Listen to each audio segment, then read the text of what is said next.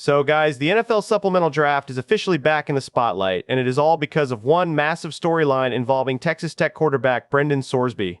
This kid was supposed to be the most exciting college quarterback this season, until a gambling scandal involving over $90,000 in bets blew everything up, and now he is knocking on the NFL's door. He officially applied on June 15 for the NFL Supplemental Draft, and the NFL has set a deadline of June 22 to approve it, and if NFL Commissioner Roger Goodell gives the green light. This draft is happening sometime in mid-July. Now, why am I talking about this, and what is the connection between the Eagles and Brendan Sorsby?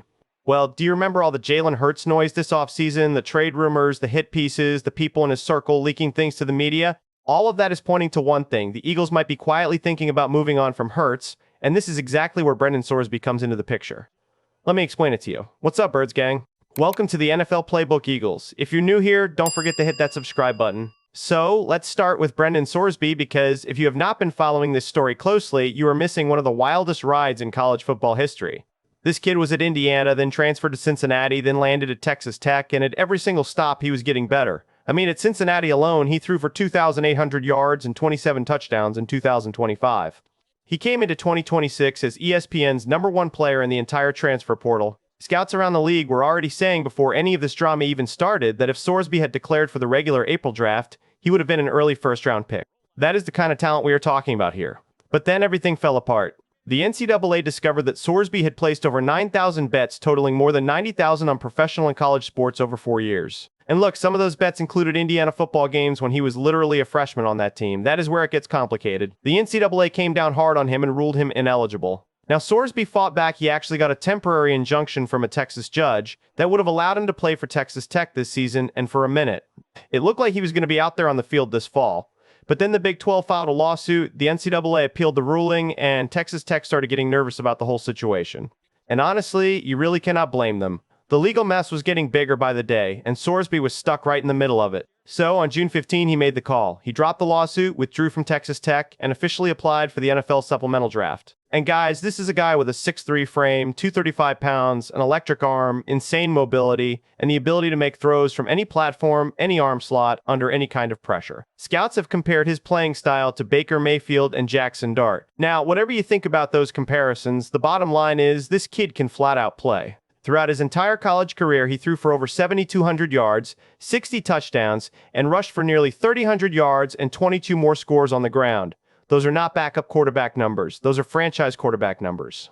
Now, let me quickly explain how this supplemental draft actually works, because I know a lot of people are not super familiar with it. The supplemental draft is basically a secondary draft for players who lost their college eligibility after the regular April draft deadline had already passed. So instead of waiting until next year, these players can enter this summer draft and get selected by NFL teams. But here is the catch. Whatever round a team uses to select a player in the supplemental draft, they lose that same round pick in the following year's regular draft. So if the Eagles use a third-round pick on Sorsby this summer, they give up their third-round pick in the 2027 draft.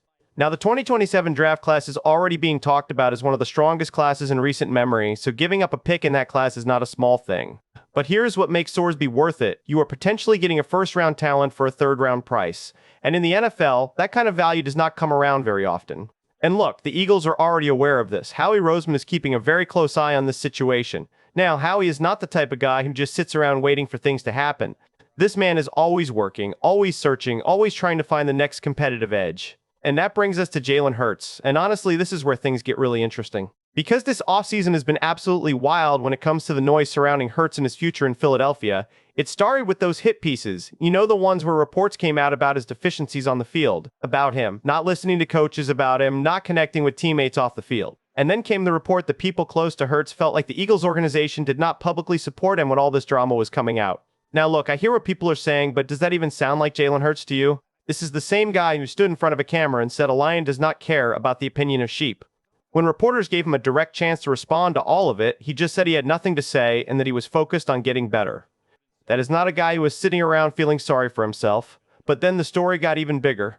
Reports started coming out that there were people around Hurts and even some people in NFL circles who believed he could have been traded after last season and might be moved on from after this coming season if he does not perform. And guys, I have to be honest with you, when I first heard this, I thought it was the most ridiculous thing I had ever read. Because here is the thing that everyone keeps forgetting. Hurts has a no-trade clause in his contract. That means the Eagles cannot trade him unless he personally agrees to it. He has to co-sign the trade. So all these trade rumors, all this noise about him being moved, none of it can happen unless Hurts himself says yes. And there is absolutely zero indication that he wants to go anywhere. But here is what I think is actually going on beneath the surface. I think the Eagles organization, specifically Howie, is being smart about this. Look at the facts. The passing game has been a real concern for multiple seasons now. Statistically, the Eagles have been one of the lower-ranked passing offenses in the league, and that is not something you can just ignore when you are trying to compete for Super Bowls year after year. Now, I am not here to pile on Hurts because his record speaks for itself. The man is 55-17 as a starter. He has taken this team to 2 Super Bowls and won one of them. And in both of those Super Bowls, he was the best player on the field. In the first one, he had over 300 passing yards, 3 rushing touchdowns, and nearly 375 total yards. In the second one, he had 75 rushing yards and 3 total touchdowns. Combined across both Super Bowls, the man has over 50-20 passing yards, 45 rushing yards, and 7 touchdowns. You cannot look at those numbers and tell me he cannot perform when it matters most. But it's not that everything is wrong with Hurts only. Remember, he never had the same offensive coordinator for back-to-back full seasons. Think about that for a second. Every single year, he has had to learn a new system, new terminology, new concepts, new relationships. And this year, with Sean Mannion coming in, it is arguably the biggest schematic jump he has ever had to make, moving completely away from everything he has known and into a totally different style of offense.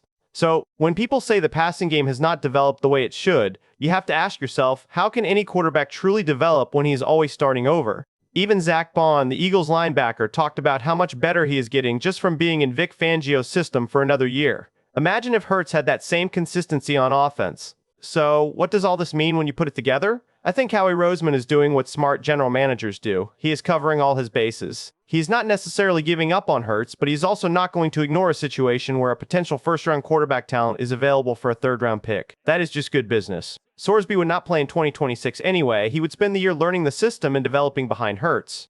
And if Hurts goes out there this season with Sean Mannion and proves everyone wrong and lights it up, then great, you have a talented young backup on the roster. But if the passing game struggles again and the questions keep piling up, well, Roseman already has his guy ready to go. Honestly, guys, the 2026 Eagles season is going to tell us everything we need to know. The defense is going to be elite, Vic Fangio is only getting better with this group, and the talent on offense is absolutely there. But this is Jalen Hurts' biggest test. A new coordinator, a brand new system, and more scrutiny than ever before. And with Brendan Sorsby potentially sitting in that building learning behind him, the pressure just got very real. This is not the end of the Jalen Hurts era in Philadelphia, not yet, but the clock is ticking, and Howie Roseman is making sure he has options. And in this league, that is exactly how you stay ahead of everybody else.